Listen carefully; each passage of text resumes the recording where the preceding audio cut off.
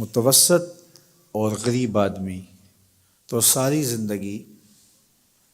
جس طرح کولو میں بیل جتا ہوا ہوتا ہے کام کاج میں جتے رہتے ہیں اور کمائی کر کر کے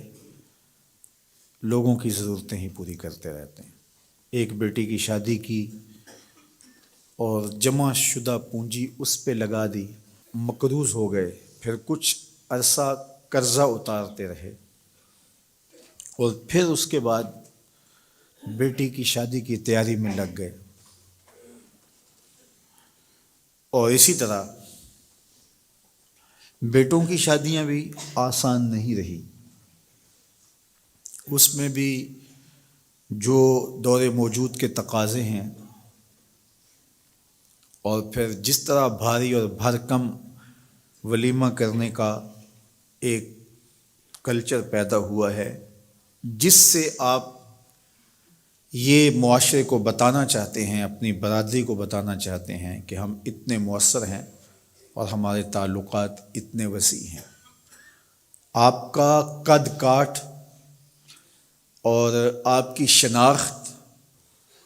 ولیمے کے حجم سے معلوم ہوگی،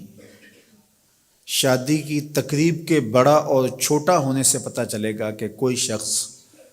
کتنا معاشرے کا باوقار شخص ہے، جبکہ ماضی میں کسی شخص کے کردار سے پتہ چلتا تھا وہ کیسا شخص ہے، کسی کے رویوں سے سمجھ آتی تھی کہ وہ کیسا شخص ہے، اس کے کیے ہوئے وعدے بتاتے تھے کہ وہ کیسا شخص ہے، اس کی زبان کی سچائی، اس کا طرز زندگی، اس کا انداز معاشرت، اس کا طرز وفا بتاتا تھا کہ وہ کیسا شخص ہے۔ لیکن آج چونکہ یہ اقدار دم توڑ گئی ہیں تو ہم اپنے آپ کو بڑا بتانے کے لیے اور اپنی شناخت کروانے کے لیے ہم ان چیزوں کا سہارا لیتے ہیں جو کسی شخص کی شناخت نہیں ہوتی۔ تقریبات کا حجم بڑھا کر کے اور اپنی دولت کی نمائش کر کے اور کچھ شخصیات کو اپنے پاس مدعو کر کے ہم یہ تاثر دینا چاہتے ہیں کہ ہم اس معاشرے کے انتہائی اہم شخص ہیں اور ہمارے تعلقات کا سلسلہ بہت دور تک پھیلا ہوا ہے، اور نتیجہ کیا کہ ہمارا سارا سرمایہ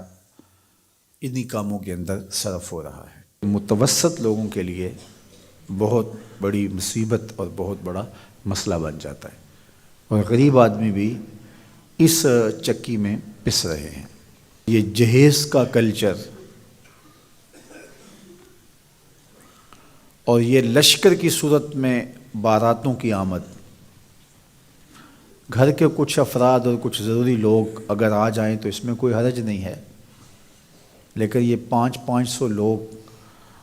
ایک لشکر کی صورت میں بیٹی والوں کے گھر آئیں، اس کی کوئی تک بنتی نہیں ہے۔ اور پھر لوگ شروع یہاں سے ہوتے ہیں کہ آپ نے جو دینا ہے وہ تو اپنی بیٹی کو دینا ہے، ہمارے یہ مہمان آپ کے ہاں پہلی بار ہی آئیں گے تو ہمارے مہمانوں کو خوش ہونا چاہیے، ان کے بیٹھنے کا انتظام اچھا ہونا چاہیے، ان کے کھانے کا اہتمام ٹھیک ہونا چاہیے، ہمارا تو بس یہی مطالبہ ہے۔ اور پھر وہاں سے راستہ کھلتا ہے اور